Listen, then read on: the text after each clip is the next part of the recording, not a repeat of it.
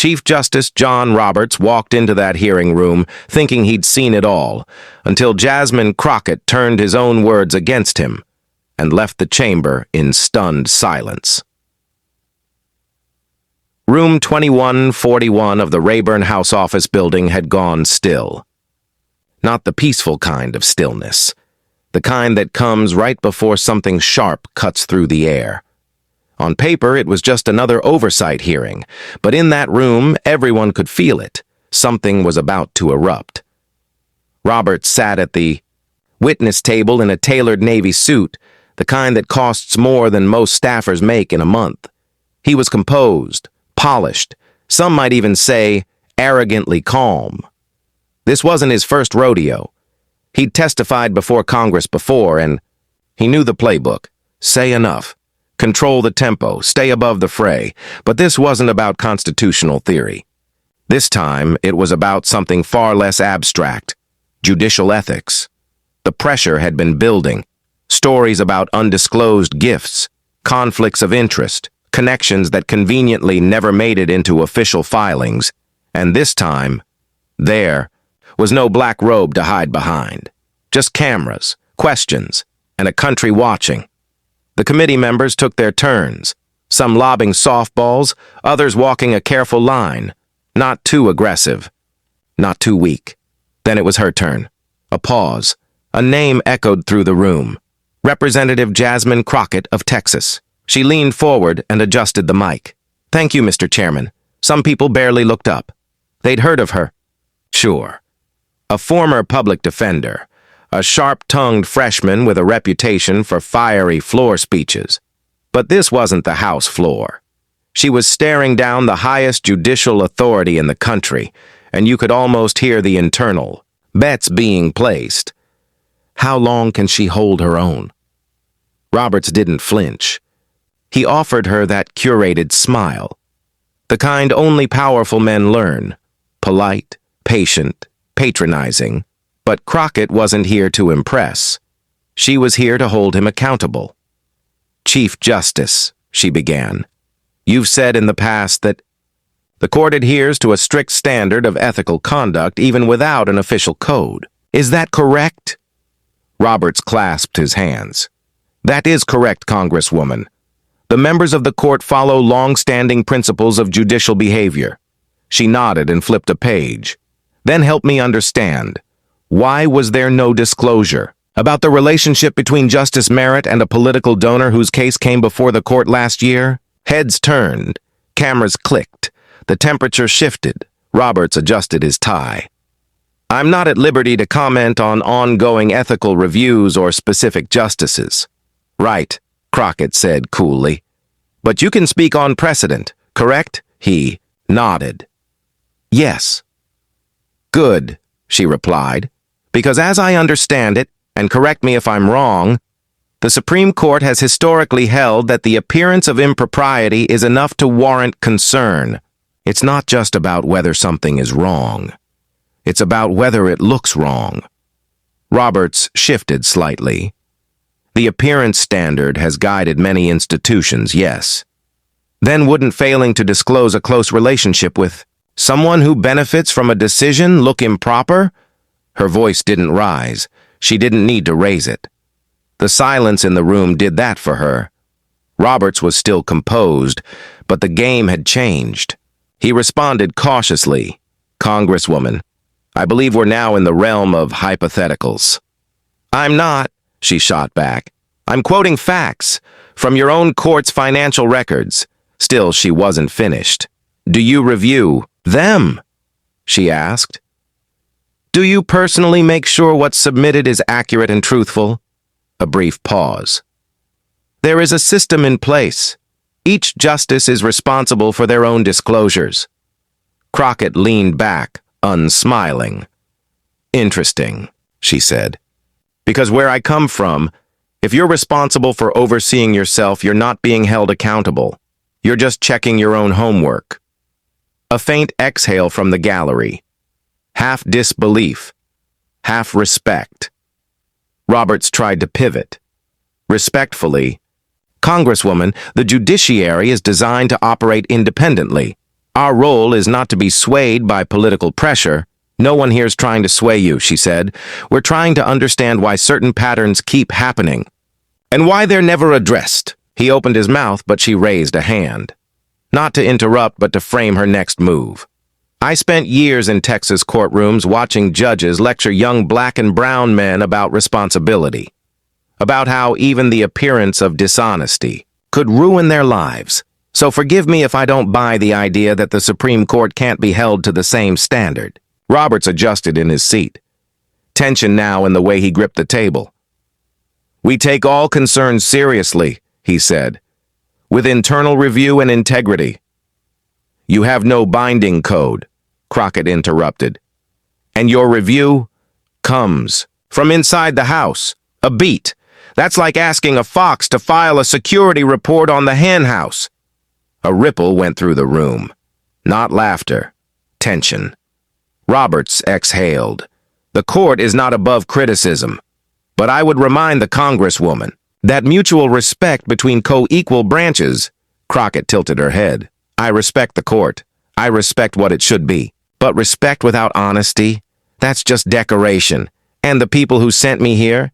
They didn't send me to admire your robe. They sent me to ask why the rules seem different, depending on who wears the robe. This time, Roberts looked at her differently. Not like a freshman, but like an opponent, a threat. And she wasn't done. She slid a stapled packet of papers forward. Are you familiar with Dalton v. Mason County, decided in the Fifth Circuit 2009? He squinted. Vaguely. A procedural recusal case, if I recall. You recall correctly, Crockett said. It involved a judge who failed to recuse himself despite indirect financial ties to a firm in the case. The ruling made it clear appearance alone was enough to warrant removal. She tapped the page. Yet just last year, Justice Harland ruled on Macon v. Delta Rail, a case where his longtime friend and financial backer stood to gain millions. No recusal. No explanation. No transparency. Roberts paused. Too long. I'm not here to litigate individual cases. I'm not asking you to, she said. I'm asking how a court built on fairness expects Americans to trust it when its decisions read more like backroom deals than balanced judgment. A gasp. A staffer dropped a pen. Roberts leaned into the mic. Your language is inflammatory. Your silence, she replied, has been worse. She waited, then lowered the temperature one more time. There's a woman named Carla Jennings in my district. Single mother. Night nurse. Her son was denied financial aid because of a clerical error that made it look like she owed taxes. She appealed up to a federal court and was told, tough luck. But a billionaire with private ties to a sitting justice? Their case got fast-tracked, heard, and ruled on in 4 months, with favorable results. Roberts's jaw tightened. His hands now clenched just a little too tightly. The court, he said slowly, has limited resources and must be selective, but perception matters, doesn't it? He didn't answer, and in that silence you could feel it. The highest judge in the land had just been judged and found wanting. She asked again, her voice calm but cutting. Chief Justice, does perception matter? Roberts nodded quietly. Of course. Crockett's tone dropped half a register. Then I suggest you start caring a little more about what the people are seeing. Because right now they're not seeing justice. They're seeing power protecting itself. For the first time, Roberts had no response. The room held its breath. Even the committee chair stayed silent.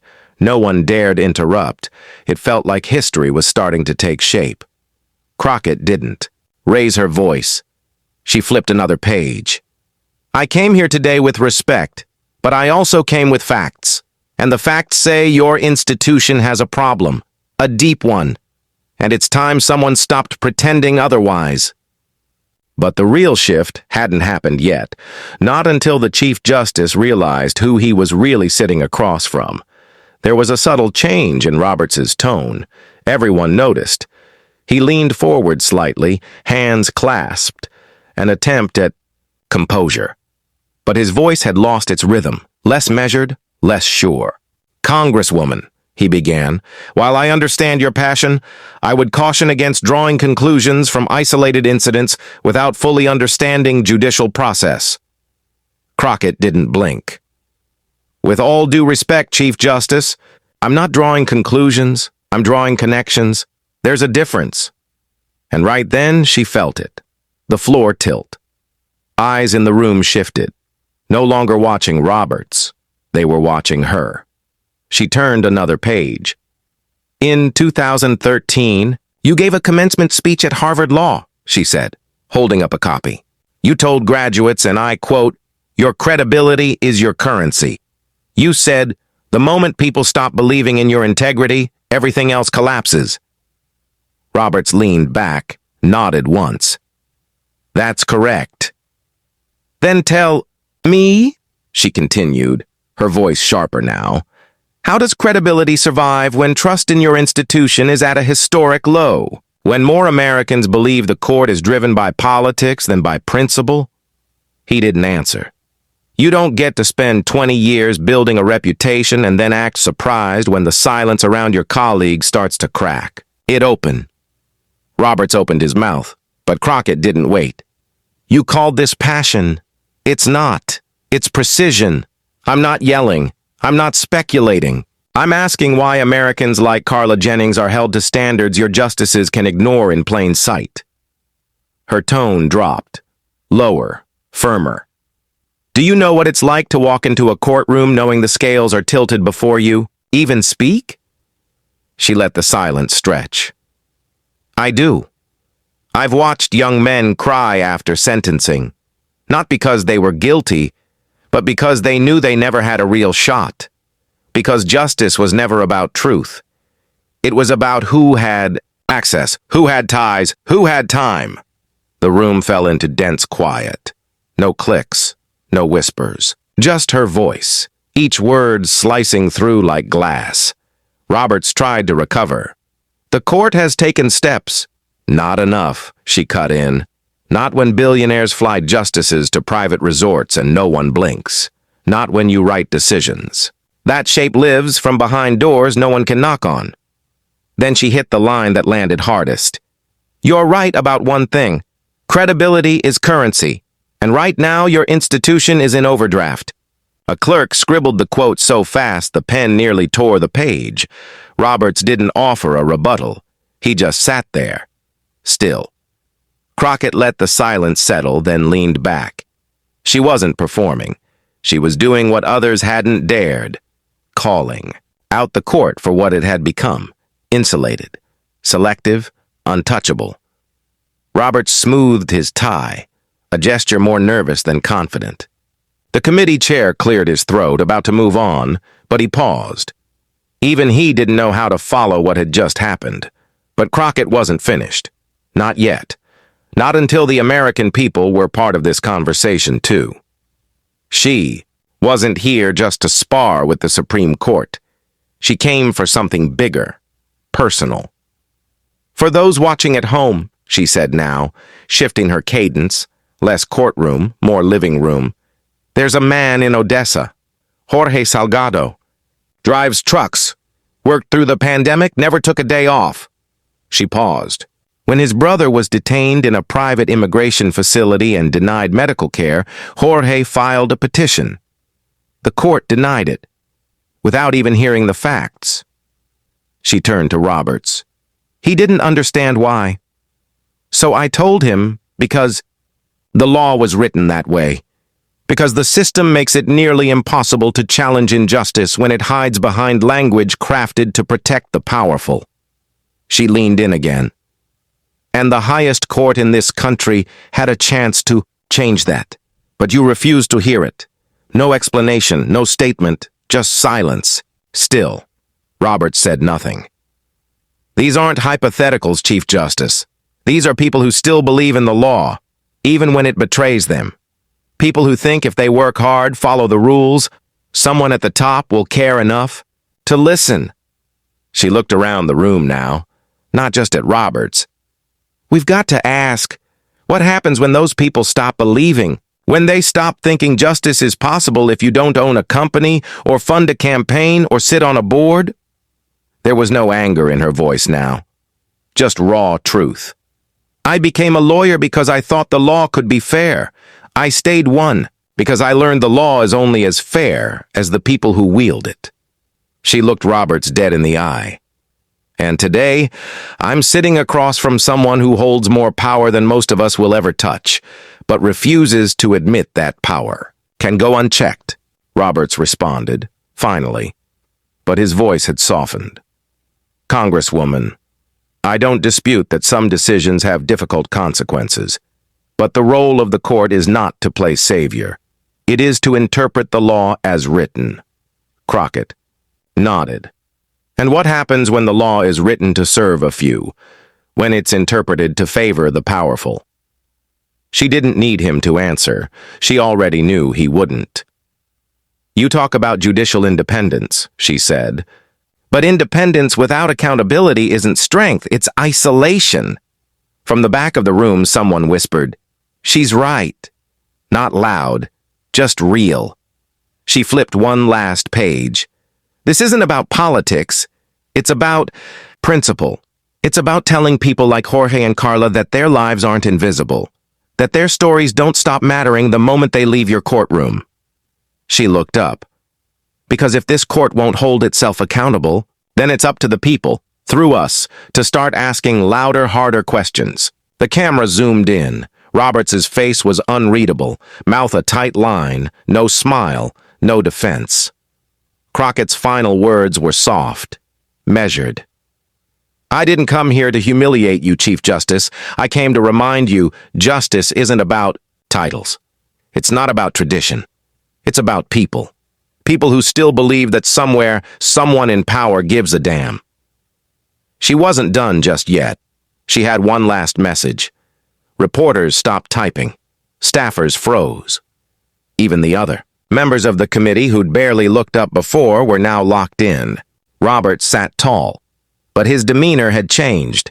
The old playbook, calm tone, legal jargon, distance, was failing. Crockett slowly closed her folder, resting her hands on the table. Her final words came quietly. You know, growing up in St. Louis, there was an old judge, white man, retired Army, hard as brick. He used to say something I never forgot. A courtroom is only as honest as the people brave enough to challenge it. She looked at Roberts. I think about that a lot these days. No applause, just gravity. Roberts shifted in his chair, not defeated, but changed. Across the room, Representative Leonard Franks, a veteran from Arizona who rarely spoke, leaned into his mic and muttered, "Damn." It wasn't debate. It wasn't theater, it was truth. Chairman Bledsoe finally broke the silence. The committee thanks Representative Crockett for her line of questioning. Even his voice was slower now, careful, as if anything louder might crack the moment open too wide. Roberts reached for his water. His hand trembled, slightly. Crockett noticed. She met his eyes. You don't have to agree with me, Chief Justice, but you heard me.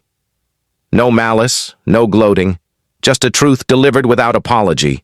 One by one, the next members began their questioning, but everything had shifted.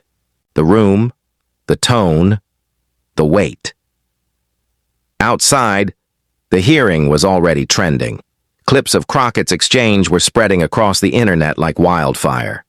In coffee shops, classrooms, and homes across the country, people who hadn't trusted the system in years were tuning in, and for the first time in a long time, they weren't just watching. They were feeling it,